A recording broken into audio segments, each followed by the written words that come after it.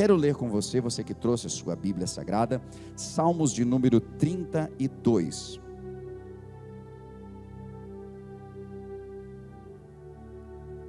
Salmos 32. Eu quero ler com você na versão NVI, um pouquinho mais prático de entendimento, mas tem muitas versões boas se você baixou já a Bíblia. Se você não tem o aplicativo da igreja ainda, nós vamos estar divulgando, ainda melhor, mas se você já procurar lá no Play Store, no Apple Store, você vai ver como The Way Church, que tem um novo aplicativo. Esse novo aplicativo tem novas funcionalidades, você vai encontrar um novo site da igreja. Ainda estamos trabalhando nele, mas já tem bastante coisa legal lá, então não deixe de baixar, faça a sua inscrição ali, e nós vamos estar alimentando mais e mais, para que a gente esteja cada vez mais interagindo através também dos nossos aplicativos. Deixa eu falar para você então o que diz o Salmo. Como é feliz aquele que tem suas transgressões perdoadas e os seus pecados apagados. Como é feliz aquele a quem o Senhor não atribui culpa e a quem não há hipocrisia. Enquanto eu mantinha escondido os meus pecados, o meu corpo definhava de tanto gemer, pois de dia e de noite a tua mão pesava sobre mim. Minhas forças foram se esgotando, como em tempo de seca. Então eu reconheci diante de ti o meu pecado, e eu não encobri as minhas culpas, e eu disse: confessarei as minhas transgressões ao Senhor, e tu perdoaste a culpa do meu pecado. Amém. Até aqui. Quando nós falamos essa pequena palavra, culpa, o que vem à sua mente? Eu sei que quando nós tratamos de igreja, religião, algumas pessoas até se afastam ou não seguem a igreja, porque a palavra pecado é uma palavra pesada. Vão apontar os meus pecados, ou eu sou cheio de pecados, eu nem vou lá, eu vou dar uma consertada na minha vida e depois eu vou para a igreja porque eu estou cheio de pecados. Somos pessoas que facilmente nos contaminamos. Pecado nada mais é do que errar o alvo. A palavra pecado, no seu original, ela traz a ideia de errar o alvo. Quando eu erro o alvo, quando eu não deveria fazer, mas eu fiz. Quando eu deveria acertar de um lado e acertei do outro. E você vai entender que nem todo pecado nós cometemos voluntariamente. Alguns nós cometemos involuntariamente, mas eles não deixam de ser pecado. Alguns, infelizmente, e a Bíblia fala com veemência contra estes, nós fazemos de maneira premeditada. Sabemos que é errado, mas continuamos fazendo. Sabemos que não devíamos fazer, ou passar ali, ou estar ali, ou nos permitir tanto, mas a gente vai se permitindo. E é interessante que o pecado ele vem acompanhado de várias desculpas. A gente vai dando desculpa e dizendo assim: mas também, mas tem gente que faz pior, mas... E é uma sequência de coisas que nós vamos falando para que esse pecado premeditado possa acontecer. Enquanto há outros que nós não vigiamos, e por não vigiar, nós caímos em tentação. A Bíblia diz: vigiai e orai, para que não caiam em tentação. Entenda que nada na Bíblia está por acaso, e a Bíblia diz: vigiai e orai, não orai e vigiai, porque talvez seja muito melhor você vigiar mais do que orar. E não que você não deva orar, ou que você deva orar pouco, mas que a tua vigilância seja maior do que a tua oração. Porque há pessoas que passam horas na presença de Deus, e ao sair de lá, sai machucando pessoas. Ao sair de lá, sai ferindo, sai pecando. Então, devemos vigiar bem mais, devemos cuidar. Mas, a culpa sempre está sobre alguém que errou. A culpa vai estar sobre nós por algum sentimento que nós temos de ter falhado em algum momento, por termos feito algo ou até mesmo por não termos feito. O sentimento de culpa sempre está atrelado ao passado. Não posso ter culpa por alguma coisa que nem aconteceu, mas sinto culpa por coisas que aconteceram. E às vezes sinto culpa por coisas que eu poderia ter evitado, mas por não me mover, eu permiti que isso acontecesse. Há também culpas que carregamos justamente porque erramos, porque falhamos e porque essa culpa é nossa.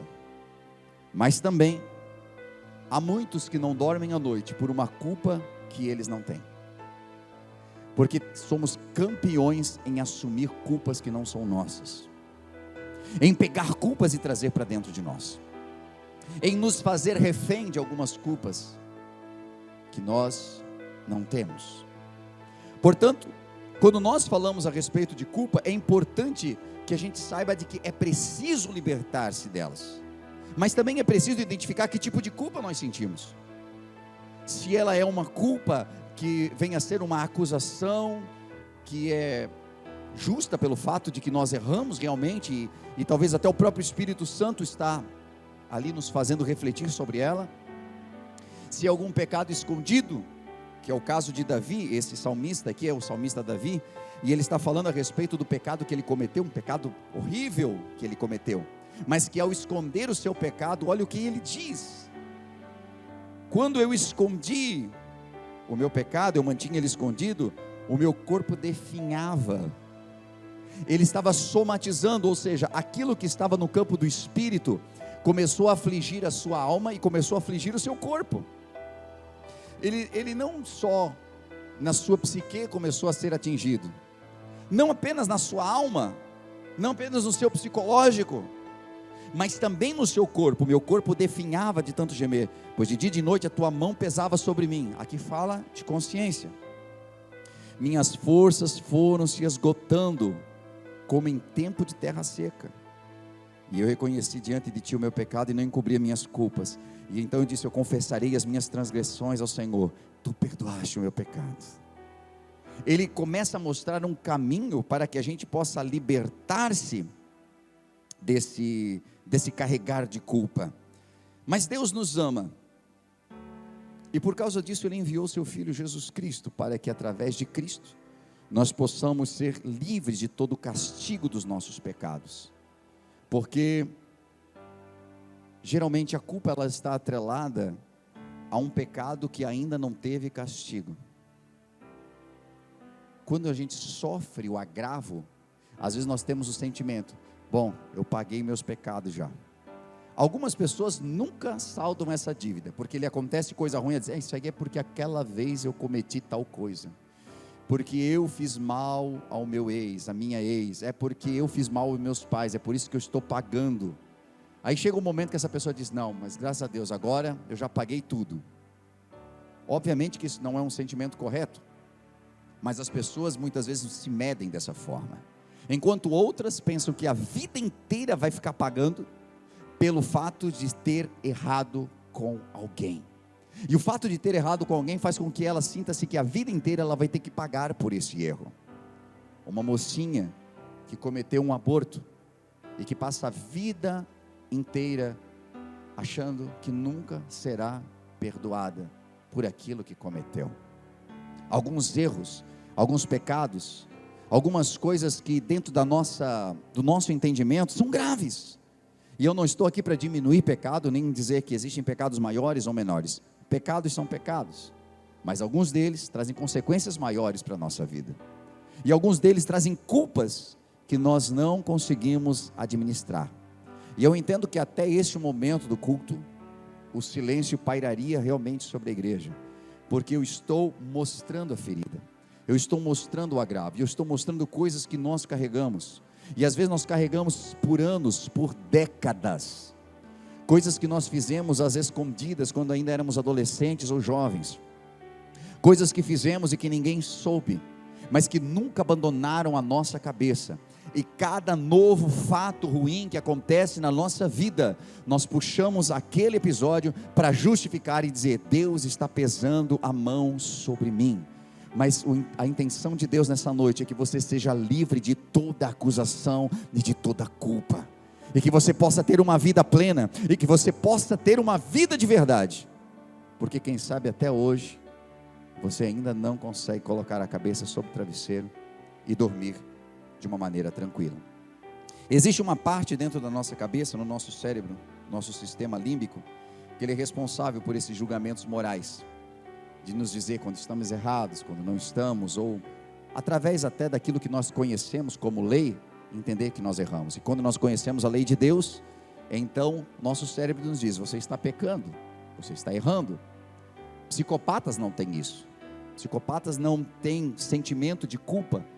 Você vai observar em qualquer entrevista com um psicopata, ele não sente arrependimento por aquilo que faz.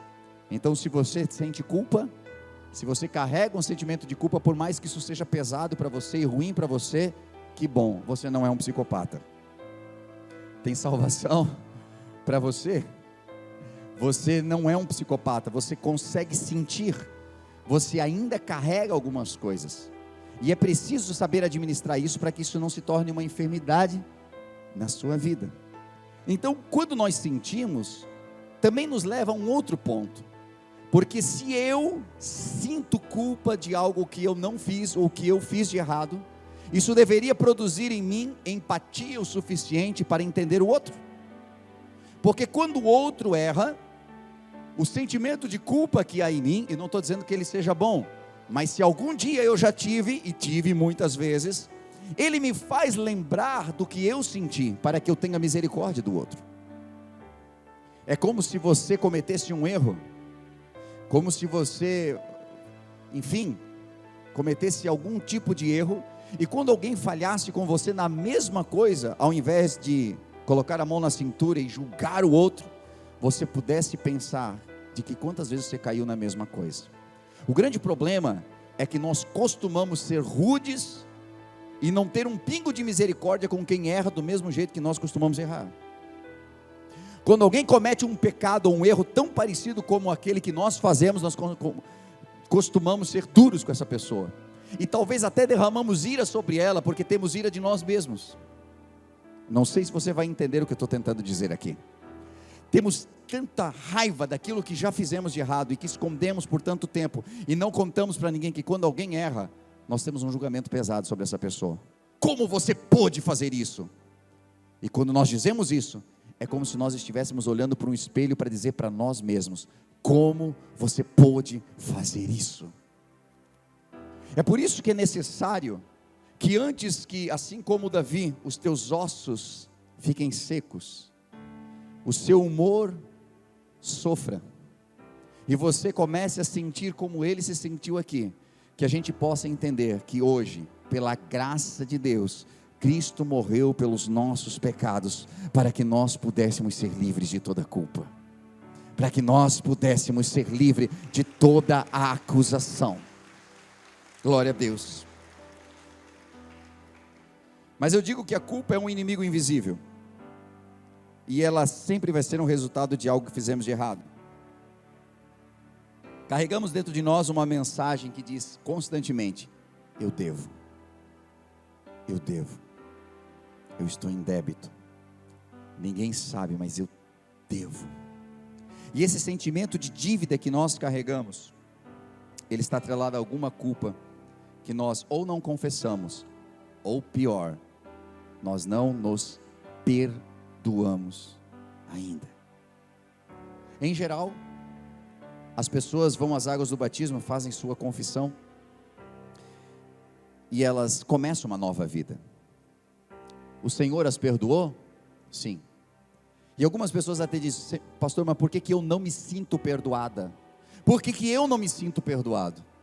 Com certeza não é porque Deus não te perdoou. Você tem que tomar cuidado, porque às vezes nós vinculamos o nosso sentimento a Deus, no sentido assim: se eu não senti, então Deus não me perdoou. Não tem nada a ver uma coisa com a outra. Deus não está preso a você sentir ou não sentir. Deus está nesse lugar se você sentiu Deus aqui, ou se você não sentiu Deus aqui, Deus está aqui. E por que eu estou dizendo isso? Porque a palavra de Deus diz: eu estarei convosco todos os dias, até a consumação dos séculos. Então a palavra dele é real. O meu sentimento pode me enganar, mas a palavra de Deus não se engana. E a Bíblia diz: confessai as vossas culpas. E quando nós confessamos as nossas culpas, o Senhor é fiel para nos perdoar. E se Ele é fiel para nos perdoar, e a sua palavra diz isso, quando você confessou as suas culpas, se você realmente teve um ato de arrependimento, você está perdoado. O grande problema é que Satanás, sabendo de que a nossa mente é muito vulnerável, ele vive lançando os nossos erros em mente. E quando nós lembramos dele, a gente: por que eu cometi aquilo? E geralmente quando a gente está sozinho, vem todos os nossos pecados nos visitar. E aí passa e nós começamos então a sofrer de novo. E às vezes até pedir perdão novamente por algo que já pedimos perdão há tanto tempo. E por que isso acontece? Porque ainda carregamos sentimento de culpa. Porque a culpa ainda tem domínio sobre nós. E a culpa não deixa você avançar, a culpa não deixa você crescer ministerialmente, a culpa não te deixa abraçar o ministério, o chamado de Deus. E aí quando a gente canta: usa-me Senhor, usa-me Senhor, como o Senhor pode nos usar? Se cada vez que Ele tem um chamado para nós, nós colocamos 1001 coisas do nosso passado diante dEle, para dizer: não posso, eu estou invalidado por tudo isso, esquecendo de que é um verso na Bíblia que diz: dos teus pecados eu não me lembro mais. Ele não lembra dos vossos pecados, porque eles foram totalmente perdoados. Então, quando nós erramos, nós geralmente não costumamos pensar naquilo que nós perdemos, e é por isso que acumulamos pecados e acumulamos culpas. Uma pessoa que comete uma traição, ela não para pensar na dor do seu cônjuge, na dor dos seus filhos, não pensa num divórcio, ela não pensa na frente, ela pensa no momento, naquilo que ela está ganhando naquele momento, e por isso cometemos erros. E quando cometemos erros, logo depois tudo se desfaz diante de nós, e então além dos pecados, ficamos com a culpa para administrar, um sentimento de débito, um sentimento de dívida. Satanás te oportuniza disso para frear a tua vida, para entristecer você, para acabar com o teu relacionamento, independente daquilo que você tenha feito de errado. Mas qual é o caminho, pastor? O que nós devemos fazer para que a gente possa sair disso? Pagar a dívida. Como é que nós pagamos uma dívida de pecado? Entendendo de que, primeiramente, eu não tenho como pagar os meus pecados, mas então eu descubro por uma palavra que alguém já pagou pelos meus pecados. Alguém saldou a minha dívida. Sabe quando você está preparado para renegociar algo, e você vai até o banco, até o teu credor, ou até, enfim, quem seja, não tendo condições de pagar, mas pedindo por misericórdia que essa pessoa possa renegociar com você. E quando você chega diante da pessoa que você deve muito, e você diz: eu vim aqui para a gente ver o que pode fazer, eu não tenho como pagar. A pessoa olha para você e diz: ninguém te avisou? Já está tudo pago. E você diz: como?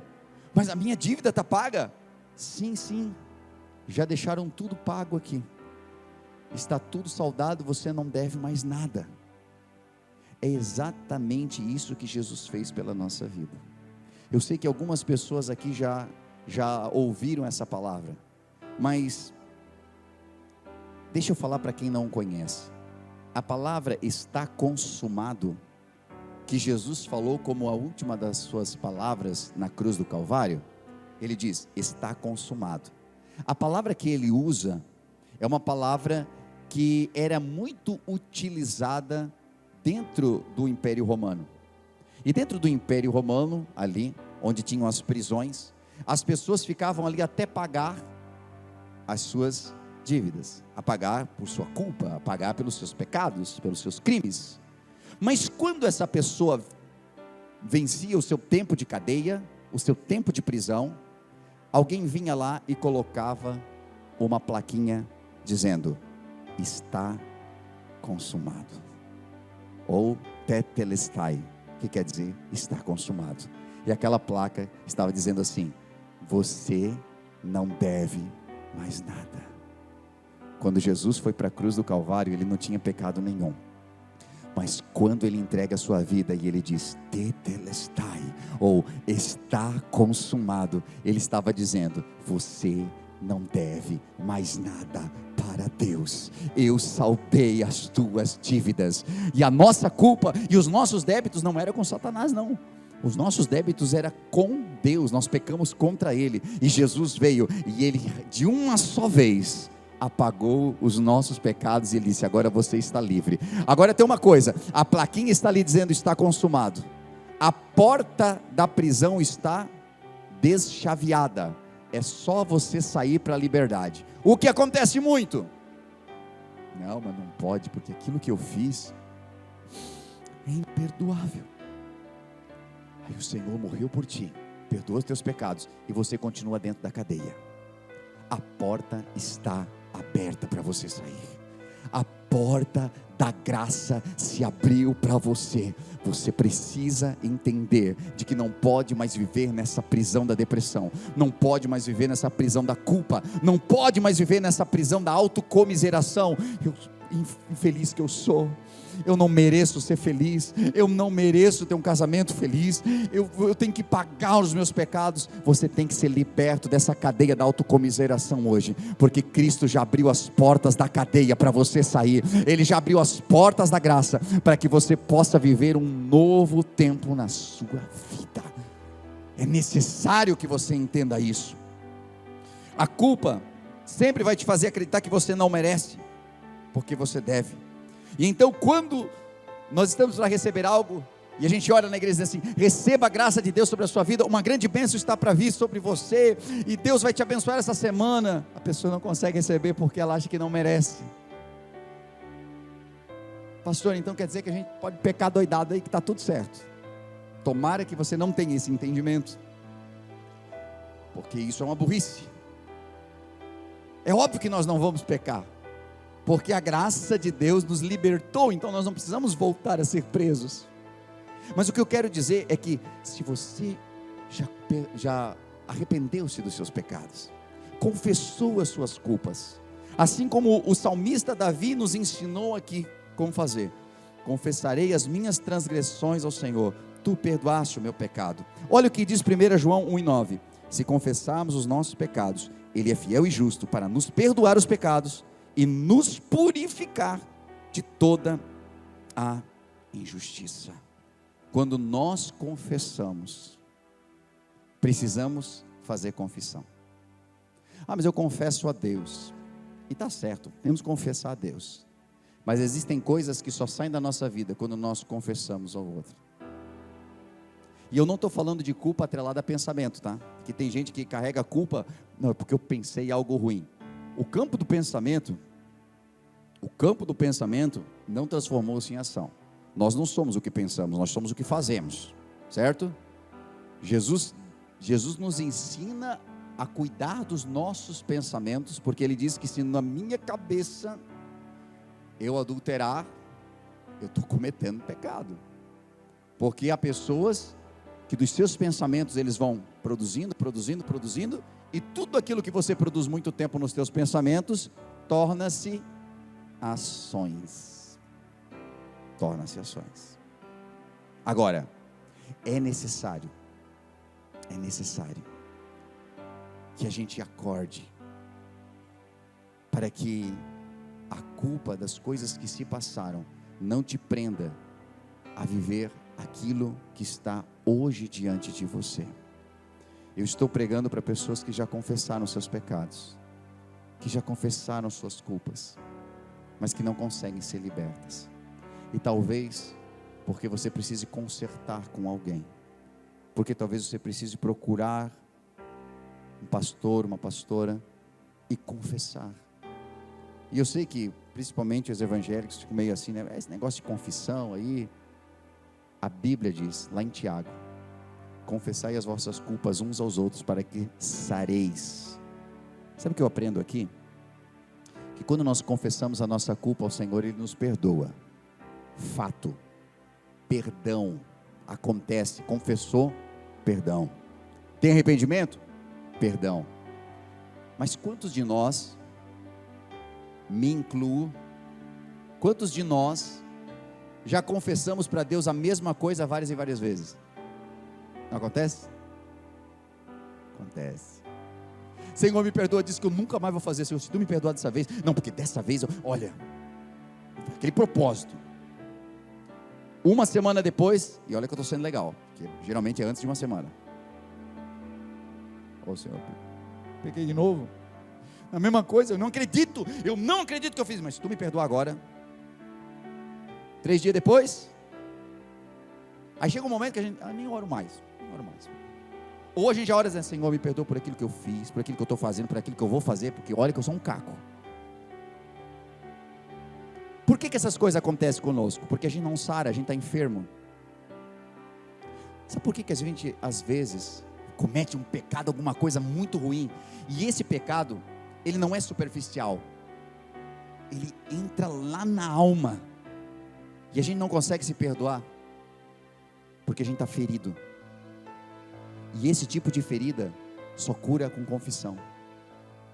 Quando eu confesso a minha culpa, quando eu chego para alguém e diz assim, eu fui isso, mas eu não quero mais ser isso. Eu cometi isso, mas eu quero ser livre de uma vez, porque isso sempre volta na minha vida. Aí quando nós confessamos as nossas culpas uns aos outros, nós somos sarados, curados por Deus. Agora cuidado com quem você confessa, porque tem gente que confessa para quem nunca deveria ouvir, e ao invés de cura, você consegue uma ferida nova. Você consegue uma nova ferida. Então assim, nós temos mais alguns meses até o final do ano. Você consegue levantar a cabeça e ver o teu sucesso? Você consegue ver que esse ano vai ser o ano, vai ser o seu ano, o ano da tua conquista? Você consegue imaginar isso? Pastor, está difícil, estou tentando aqui me esforçar para pensar isso, mas está difícil. O que te prende? As mesmas coisas que te prendiam lá em 2015, 2016. Será que não é uma culpa que ainda você carrega? Será que não é algo que toda vez que você vai deslanchar, que você vai se levantar, te acusa e diz assim, agora está bonitinho aí, né? Mas eu sei o que você fez no verão passado. Levantando a mão na igreja, lindo para ti. Eu sei o que você fez lá em casa. Culpa. O quê? Vai trabalhar agora no ministério? Será que eles sabem o que você fez lá na tua adolescência? Essa voz não vem de Deus. Essa voz vem do inimigo. Agora aproveite a voz do inimigo pregando para você e dizendo que você tem pendências, e confesse ao Senhor as tuas culpas, porque quando nós confessamos ao Senhor, Ele não nos joga em rosto, mas Ele joga os nossos pecados no mar do esquecimento, e nos dá uma nova vida. Sabe o que eu desejo com essa mensagem, e finalizando ela aqui? É de que nós possamos ser cristãos sadios, que nós possamos nos levantar hoje, e não viver mais de acordo com o sentimento de culpa, e não viver mais rancorosos, porque alguém que tem sempre uma culpa para administrar, é alguém que não tem paciência com ninguém. Alguém que sempre tem os seus pecados diante de si, e raiva daquilo que faz de errado, é alguém que sempre está derramando ira sobre o outro, é alguém que sempre está cobrando o outro, é alguém que sempre está arrumando encrenca com quem está ao seu redor, mas na verdade o mal resolvido é ele, é ela. E essa falta de perdão, essa falta de confissão, essa falta de admitir, eu tenho sido isso, e eu não quero mais ser, eu confesso, mas eu quero deixar aqui aos pés da cruz, porque eu sei que este homem da cruz, aquele que um dia esteve lá, mas que hoje essa cruz está vazia, este pagou os meus pecados, este perdoou os meus pecados, ele me deu uma nova chance, e eu quero aproveitar isso. Então eu vim aqui dizer para você que você pode viver uma vida sem culpa. Eu quero dizer para você que você pode viver uma vida olhando para cima, olhando para frente, e não sempre olhando para trás. É por isso que algumas coisas nessa nossa vida nos ensinam coisas para a totalidade da vida. Um carro tem um para-brisa grande e um retrovisor pequeno, porque é para olhar pouco para trás e muito para frente. O que acontece é que nós costumamos olhar bem para trás e pouco para diante. Então comece a usar apenas o retrovisor para se orientar, mas olhe para frente o que Deus tem para você. A culpa tem que parar de te perseguir. A culpa não pode mais amarrar você. Eu quero que você, em nome de Jesus, hoje possa levantar a cabeça e ler: está consumado. Ele perdoou os teus pecados. Você tem uma nova história pela frente. Coloque-se de pé, por gentileza, em nome de Jesus. Você deve ter ouvido uma mensagem top nesse momento. Acabou de vê-la, falou muito com a tua vida. E quem sabe passou no teu coração: uau, eu quero muito conhecer esse lugar. Eu quero muito contribuir com essa obra. E nesse momento você pode fazer isso. Estou passando aqui para dizer de que há várias formas de nós contribuirmos na obra do Senhor. Às vezes com nossos talentos, os nossos dons, mas também com a nossa contribuição. Sabe que cada vez que você contribui, seja com teus dízimos ou tuas ofertas, você promove para que o reino de Deus se expanda. Para que trabalhos como esse possam chegar a milhares de pessoas, hoje via internet, ou mesmo dentro do ambiente onde nós estamos, aqui na cidade, onde nós temos a The Way Church. Hoje, pelas formas que você vê aí na sua tela, você pode contribuir. Seja o seu Pix, transferências, depósitos. O mais importante é que esteja ligado ao seu coração. Nós vemos na Bíblia Sagrada que haviam pessoas que contribuíam com seus dízimos, outras com suas ofertas. Os dízimos muitas vezes ligados a algo que, para mim, fica mais fácil de planejar. 10% daquilo que eu ganho, eu invisto no reino de Deus. Mas outras pessoas do Novo Testamento já não se atinham mais a dízimos. Algumas delas vendiam tudo que tinham e entregavam. Outras dividiam o que tinham. E dessa forma elas sabiam de que parte dos seus ganhos poderia alcançar a muitos. Então, da maneira como você sentir em seu coração, seja por oferta, seja por dízimos, mas que você possa fazer com todo o seu coração essa contribuição. E saiba, dentro do seu coração, de que cada vez que você estende a mão para que a obra de Deus continue evoluindo, crescendo e se ampliando, as mãos de Deus se estendem sobre você também. Não como um ato de cobrança ou negociação, mas porque Deus é fiel e nunca fica devendo nada para ninguém. Por isso eu convido você a fazer parte desse ministério, dessa obra, com as suas contribuições. E isso fará com que a gente continue ajudando tantas famílias que cada semana são restauradas, que nos procuram em busca de algo que não encontraram em mais nenhum lugar, às vezes sem esperança. E essa esperança não é levada apenas por nós, mas é levada por você, através do seu amor. Então, convido você a fazer segundo aquilo que o Senhor colocar no seu coração de fazer, e com certeza abençoará a muitos.